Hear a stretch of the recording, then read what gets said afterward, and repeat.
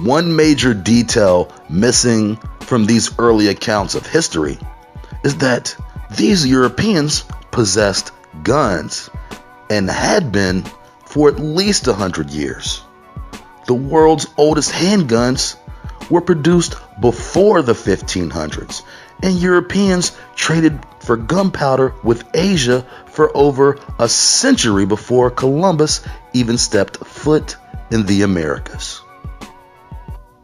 The Spanish had been using handguns since 1356, yet no guns are pictured or mentioned in any of the art or literature from the early colonial period of the Americas.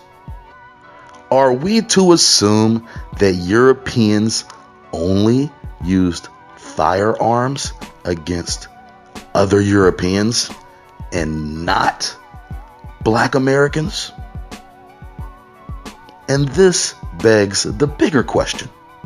Without guns, would Europeans be extinct?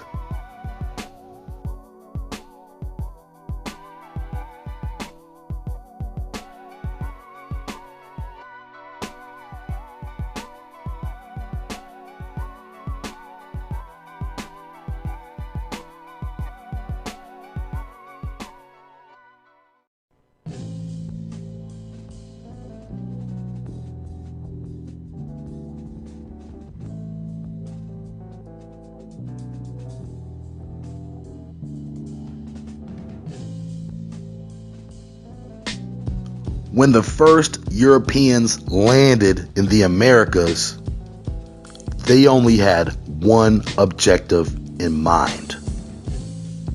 In 1452, Pope Nicholas signed Dum Diversas, declaring Rome's authority to subjugate any non-Christian into infinite slavery. Inter Caetera was signed in 1493 by Pope Alexander, father of Caesar Borgia.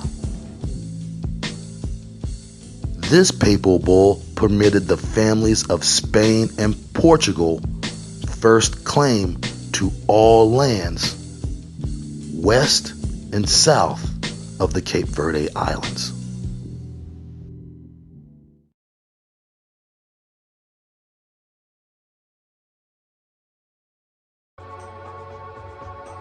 Years later, the Spanish reign over the New World would come to an end after the defeat of the Spanish Armada at the hands of the British, led by Sir Francis Drake. On a voyage to the Americas, Drake was attacked by the Spaniards. From that point forward, Drake made it his personal mission to enact revenge against the Spanish. For the following years, he would successfully pirate, destroy, steal, and sink several Spanish vessels. He would deliver the restolen booty to Queen Elizabeth. For this, she was extremely grateful, as the Queen held opposition to the evil nature of Spanish colonialism. Drake was awarded with royal accommodation, and the Queen was excommunicated by Rome.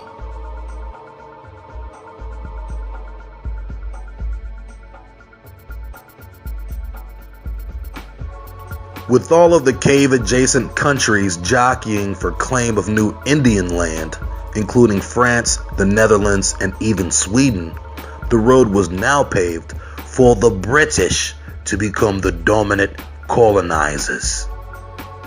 After several failed attempts to colonize the East Coast, most notably the lost colony of North Carolina, who disappeared without a trace, the British would now send joint missions to the New World with a far more aggressive military strategy than ever before. After the death of Queen Elizabeth, King James broke the large Virginia Company into two competing companies.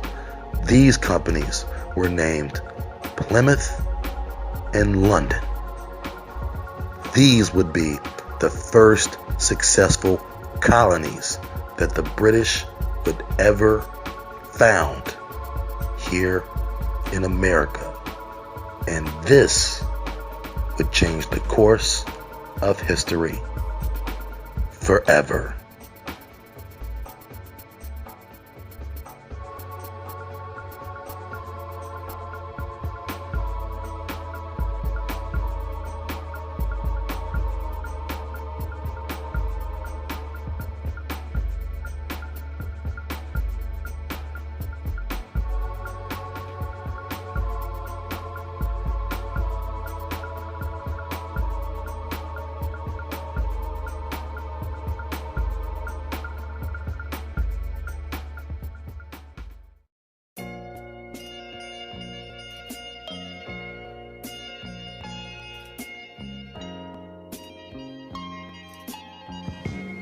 In 1682, Virginia would seek to eradicate these American Indians from the face of history with the Virginia Slave Act.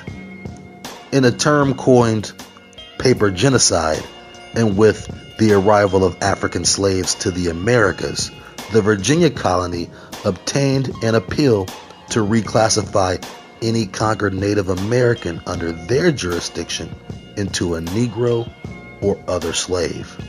Over time, the meaning of this word lost its context.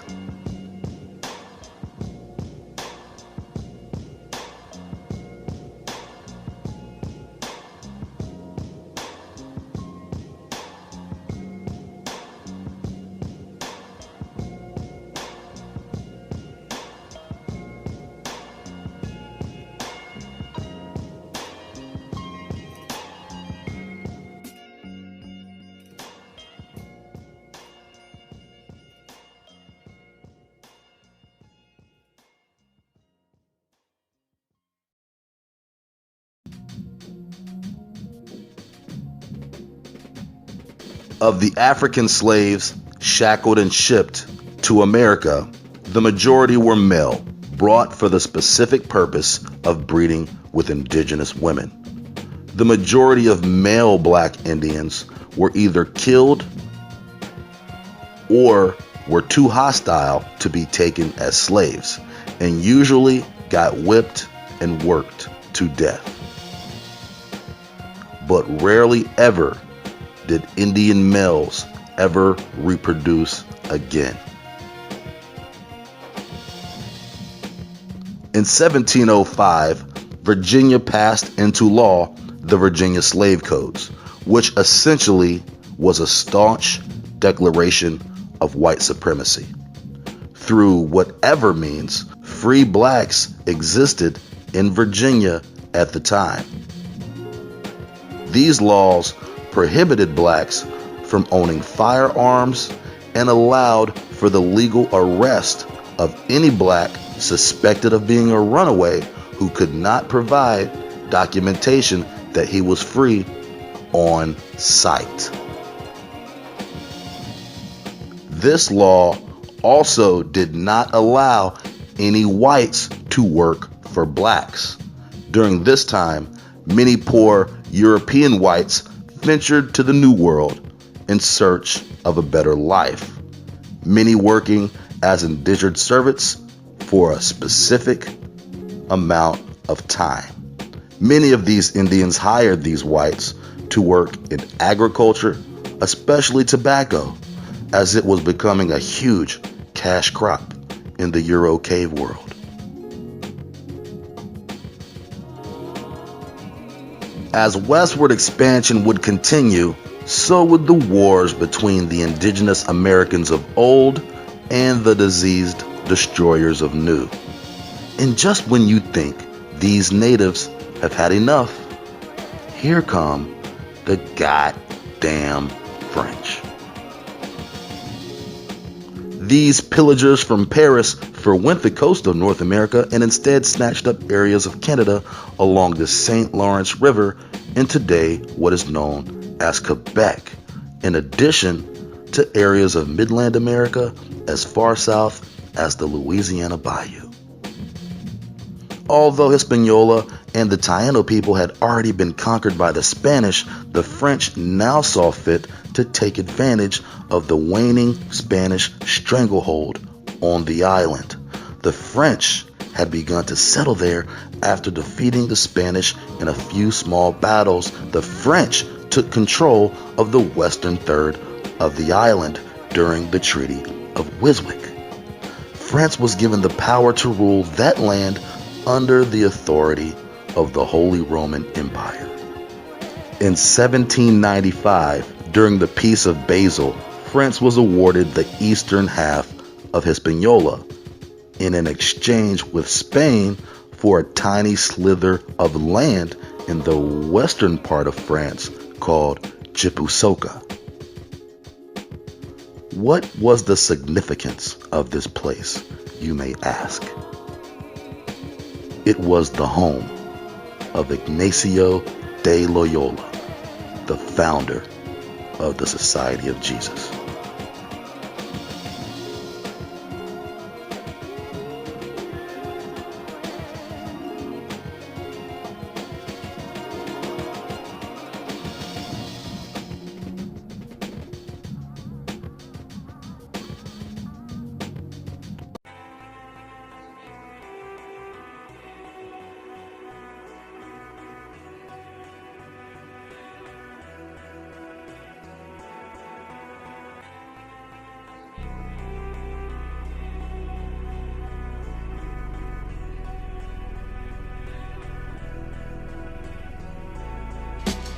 However, it would not be long before the French would lose control of the island.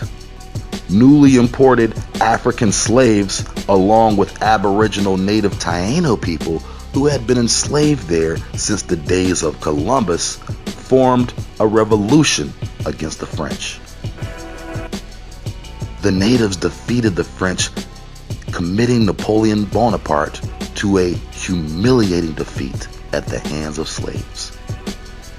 In 1804, Haiti claimed its independence from France. The French had been no less evil than the British or the Spanish. Taino and African people had been subjected to the worst conditions working on sugar plantations. It was even documented that pregnant women would abort their own children rather than to have them born into captivity.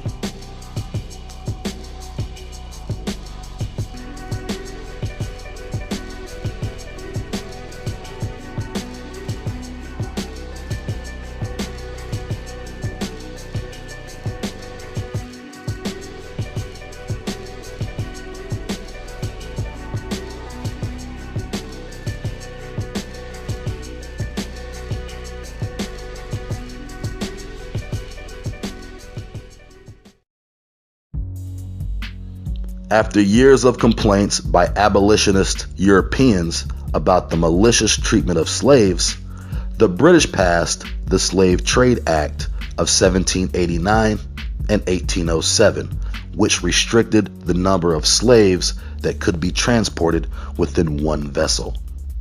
Although this would seem more humanitarian in a sense, this law was in actuality passed to protect big business from insurance fraud. After the Zong massacre, in which 130 African slaves were massacred and or thrown overboard, the British would be the first invader Europeans to push for the abolishment of slavery. But of course, this idea wouldn't stick and would eventually evolve into various forms of capitalistic slavery that we still suffer from today.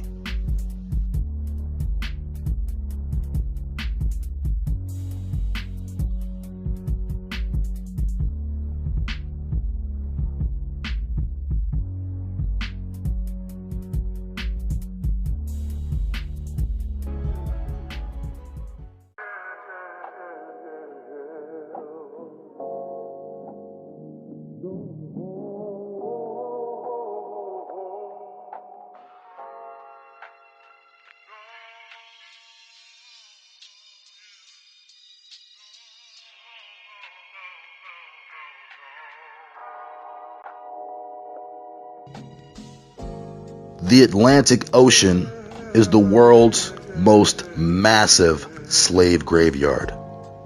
Beneath these waters rest an innumerable amount of souls, relinquishing their last breath of life into the treacherous, lonely abyss of the great deep.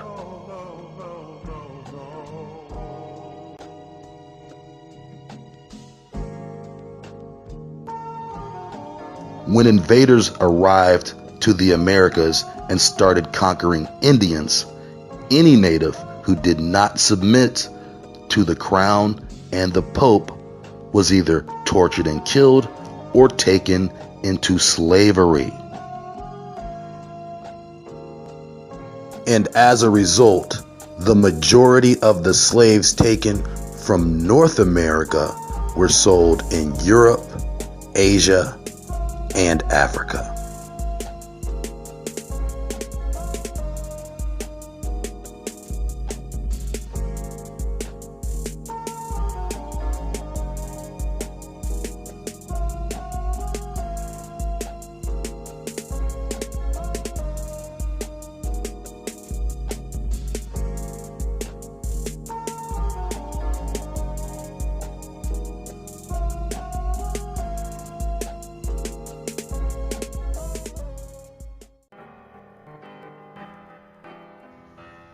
It was no secret that the conquistadors came looking for resources, spoils, and riches. Rumors of El Dorado, the great golden city, triggered a swell of infectious Gentiles crowding into boats and sailing to Zion. Most, if not all, invaders came up fruitless in their pursuit of gold. Rather than returning to Europe empty-handed, human cargo was packed into these vessels to be shipped and sold in Europe. The first slave trade in American history occurred between the Americas and Europe. Whenever Europeans traveled to the Americas, they returned with slaves. Europeans made thousands of trips to America from 1492 until 1859. Are we to assume that in 367 years, Europeans did not extract black Americans and sell them in Europe? It was often reported that De Soto had more slaves than soldiers. Those slaves were black Indians. Are we to assume that after those battles and collecting slaves, the conquistadors freed these captives and went back to Europe with nothing of value to trade or sell? What was the real reason for intermingling African male slaves into the indigenous population?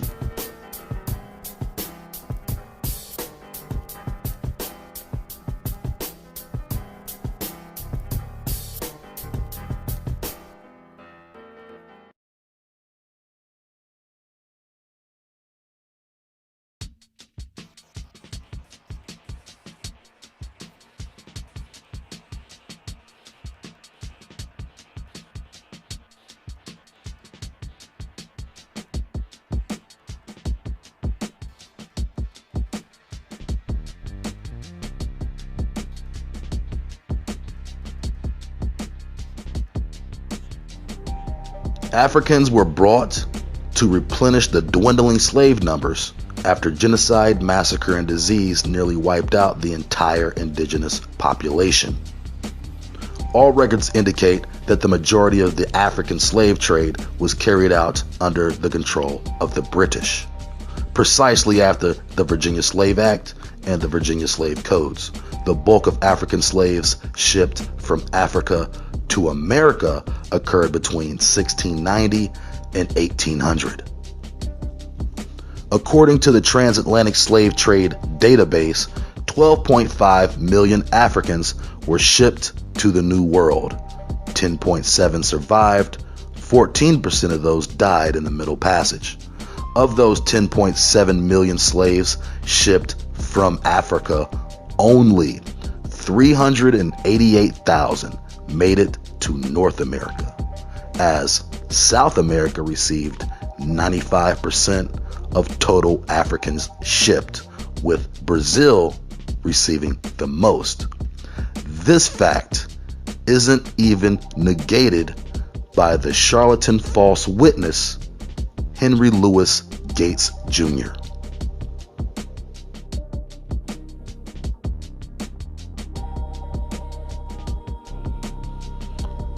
During the American Revolution and thereafter, slave numbers nearly doubled by 1810, but the British signed the Slave Trade Act in 1787 and stopped shipping Africans by 1808. So where did all these new slaves come from? Less than 400,000 landed in America in the span of 367 years. Yet the slave population jumps by 400,000 in the span of 20 years.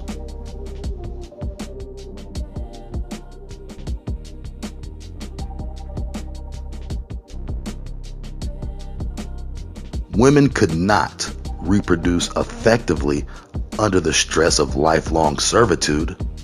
Most women carried their child until moments before conception, all while slaving her life away in the field. Where did this dramatic jump in population come from? Considering the supposed British abolishment of the African slave trade, low life expectancy, and recessive birth rate amongst slaves, one would think that the overall population would surely drop. But that would not be the case, because in 1860, the slave population had exploded to over 4 million in the United States, yet a new African slave had not legally stepped foot in the United States in over 50 years.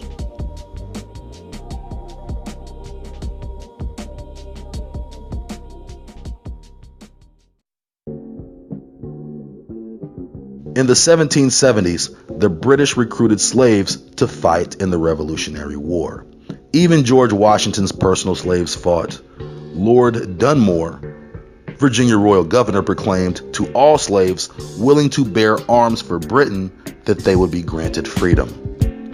The slave soldiers wore uniforms with a cryptic message embroidered upon them: liberty to slaves.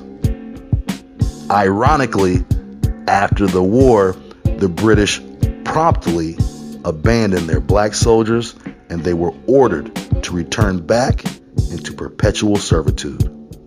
A very small amount of those black soldiers were actually able to get escorted to Canada, where they were likely able to find passage to England.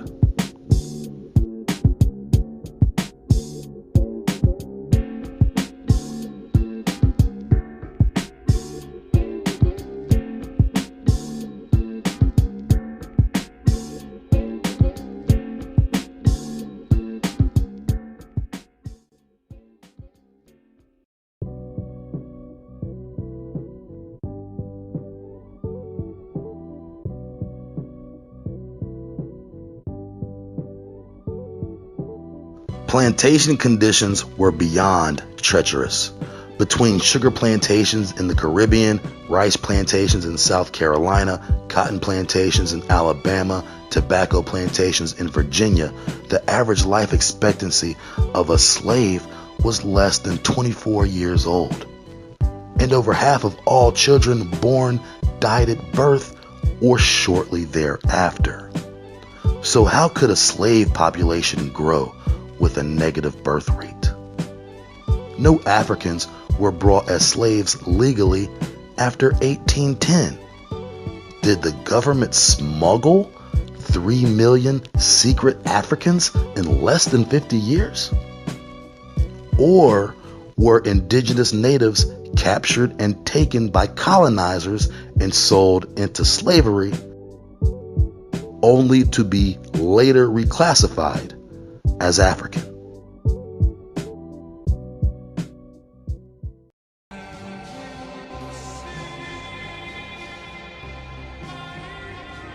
During this time of mass growth of industry, also came the influx of new Indian slaves to all these southern plantations at the hands of men like Andrew Jackson. A notorious killer of Indians, Jackson was said to chop down women and children with a bloody axe just because he enjoyed it. Jackson was also a wealthy slave owner himself and represented both the rich and common white man. These Southerners wanted to push all Indians by force out of the remaining territories they still inhabited. Harboring a severe hatred for Indians, Jackson and Southern whites pushed legislation to pass the Indian Removal Act. For joining up to fight against the Indians, Jackson promised to reward any poor white with regentrified Indian land.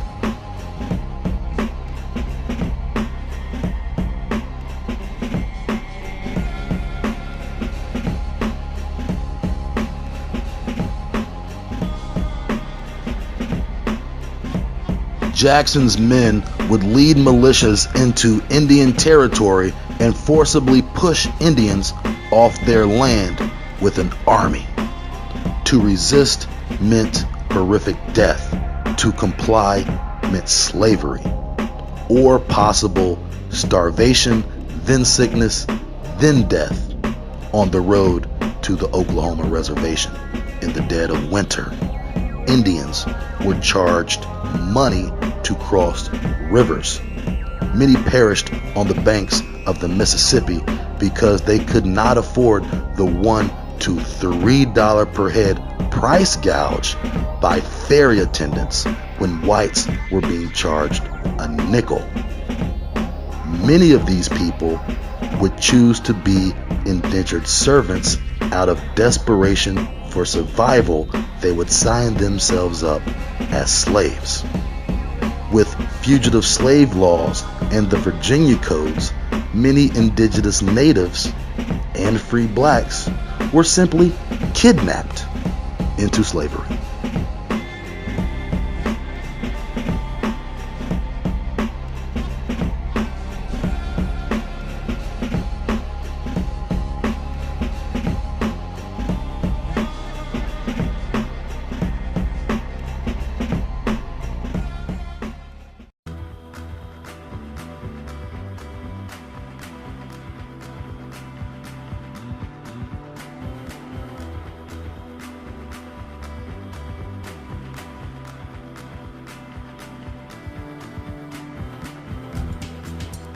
Chattel slavery is possibly one of the most inhumane forms of servitude. It implies that a slave is no more valuable than a head of cattle. This was the form of slavery that American black Indians had to endure, worked to death in the hot, muggy heat of the southeast United States, captive on their own land, tilling the earth, breaking their back for their oppressor and master. The slave trade was extremely profitable for both areas of the country, North and South. Southern plantations had the highest concentration of American black slaves, and as a result of this free labor, the U.S. was now the world's #1 cotton exporter. This didn't just mean Southern whites got rich, but Northern whites as well. The North was able to build industry around slavery, including, but not limited to, banking, insurance, transportations, manufacturing, and textiles.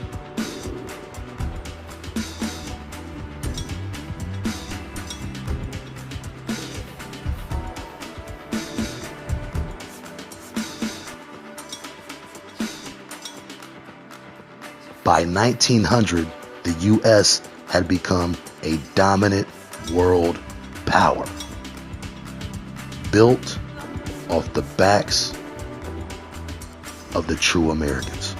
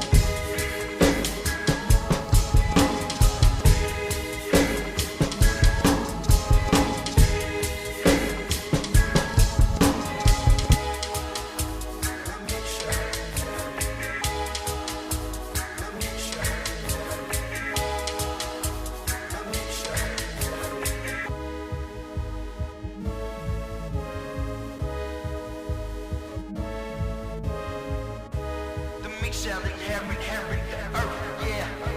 And we shall prepare for what's worth, yeah. The meat selling Harry.